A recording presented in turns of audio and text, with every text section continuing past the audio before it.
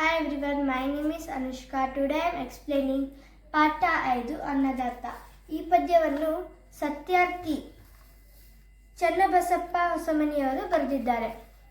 ಇವನೇ ನೋಡು ಅನ್ನದಾತ, ಹೊಲದಿ ದುಡಿದೆ ದುಡಿವನು, ನಾಡ ಜನರು ಬದುಕಲೆಂದು ದವಸ ಧಾನ್ಯ ಬೆಳೆವನು.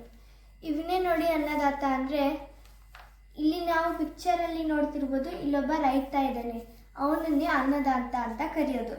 ಹೊಲದಿ ದುಡಿದೆ ದುಡಿವನು, ಅವನು ಹೊಲದಲ್ಲಿ ಒಂದು ಕ್ಷಣನೂ ಬಿಡ್ದಂಗೆ ಕೆಲಸ ಮಾಡ್ತಾನೆ ಇರ್ತಾನೆ. ನಾಡ ಜನರು ಬದುಕಲೆಂದು ದವಸ ಧಾನ್ಯ ಬೆಳೆವನು.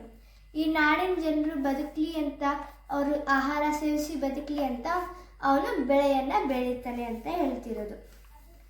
ಮಳೆಯ ಗುಡುಗು ಚಳಿಯ ನಡುಗು ಬಿಸಿಲ ಬೇಗೆ ಸಹಿಸುತ್ತಾ, ಬೆವರು ಸುರಿಸಿ ಕಷ್ಟ ಸಹಿಸಿ ಒಂದೇ ಸಮನೆ ದುಡಿಯುತ್ತಾ. ಅಂದರೆ ಮಳೆ ಗುಡುಗು ಚಳಿ ಎಂಥದೇ ಬಂದರೂ ಅವನು ಹೆದರಲ್ಲ, ಅದಕ್ಕೆಲ್ಲ ಹೆದರಿ ಮನೇಲಿ ಕೂತ್ಕೊಳ್ಳಲ್ಲ. ಅವನು ಎಂಥದೇ ಬಂದರೂ ಎದುರಿಸಿ ಅದನ್ನೆಲ್ಲ ದಾಟಿ ನಮಗೋಸ್ಕರ ಹೊಲದಲ್ಲಿ ದುಡಿದು ಅನ್ನನ ಬೆಳಿತಾನೆ. ತನ್ನ ಬೆವರು ಸುರಿಸಿ ಒಂದೇ ಸಮನೆ ಒಂಚೂರು ಟೈಮ್ ವೇಸ್ಟ್ ಮಾಡ್ದಲೆ, ಒಂಚೂರು ರೆಸ್ಟ್ ಮಾಡ್ದಲೆ ಬೆಳಗ್ಗೆಯಿಂದ ಸಂಜೆ ತನಕ ದುಡಿತಾನೆ. ಗಟ್ಟಿ ದೇಹ ದೊಡ್ಡ ಮನಸ್ಸು ದೇವನಿಂದ ಪಡೆದನು, ಯೋಗಿಯಾಗಿ ತ್ಯಾಗಿಯಾಗಿ ಅನ್ನ ನೀಡುತ್ತಿರುವನು. ಗಟ್ಟಿ ದೇಹ, ಅವನಿಗೆ ಗಟ್ಟಿ ದೇಹ ಮತ್ತು ದೊಡ್ಡ ಮನಸ್ಸು ದೇವರೇ ಕೊಟ್ಟಿರೋ ವರ ಅಂತ ಹೇಳ್ಬೋದು. ಅವನಿಗೆ ತುಂಬ ಗಟ್ಟಿಯಾದ ದೇಹ ಮತ್ತು ದೊಡ್ಡ ಮನಸ್ಸು ಇರುತ್ತೆ.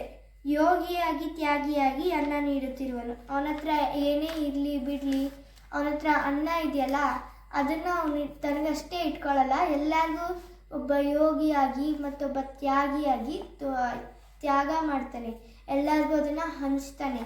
ನಾಡಿನ ಜನರು ತಿನ್ನಲಿ ಅಂತ ಅನ್ನನ ನೀಡ್ತಾನೆ ಅಂತ ಹೇಳ್ತಿರೋದು. ಎತ್ತು ಎರಡು ಅವನ ಜೋಡು ಕೂಡಿ ದುಡಿಯುವ ಗೆಳೆಯರು, ಹಿಗ್ಗು ಕುಗ್ಗು ಏನೇ ಇರಲಿ ಹೊಂದಿಕೊಂಡು ನಡೆವರು. ನೀವು ಪಿಕ್ಚರಲ್ಲಿ ನೋಡ್ತಿರ್ಬೋದು, ಎರಡು ಎತ್ತುಗಳು ತನ್ನ ಹೆಗಲ ಮೇಲೆ ನೊಗ ಅಂದರೆ ಹೊಲ ಉಳುಮೆ ಮಾಡಬೇಕಾದ್ರೆ ಅದನ್ನು ಎತ್ತುಗಳ ಹೆಗಲ ಮೇಲೆ ಇಟ್ಟು ಅದಕ್ಕೆ ನೇಗಿಲ ಅಂತಾರೆ. ಅದನ್ನು ಎತ್ತುಗಳ ಮೇಲೆ ಹೆಗಲ ಮೇಲೆ ಇರ್ತಾರಲ್ಲ, ಅದು ನೊಗ. ಅದನ್ನು ಇಟ್ಕೊಂಡು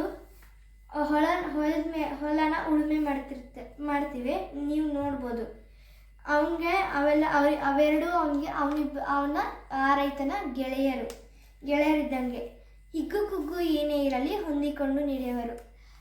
ಖುಷಿ ಇರಲಿ ದುಃಖ ಇರಲಿ, ಸಂತೋಷ ದುಃಖ ಇರಲಿ, ಏನೇ ಬಂದರೂ ಎಂಥ ಕಷ್ಟ ಬಂದರೂ ಅವುಗಳು ರೈತನ ಜೊತೆ ಕಷ್ಟಪಟ್ಟು ದುಡಿತವೆ, ಅವನ ಜೊತೆ ಹೊಂದ್ಕೊಂಡು ನಡೀತವೆ. ಅವನ ಥರನೇ ಅವುಗಳು ತುಂಬ ಕಷ್ಟಪಟ್ಟು ಹೊಲದಲ್ಲಿ ದುಡಿದು ನಮಗೆ ಅನ್ನವನ್ನು ಕೊಡ್ತವೆ ಅಂತ ಕವಿ ಸತ್ಯಾರ್ಥಿ ಚನ್ನಬಸಪ್ಪ ಹೊಸಮನಿಯವರು ಹೇಳ್ತಾ ಇರೋದು. Thank you.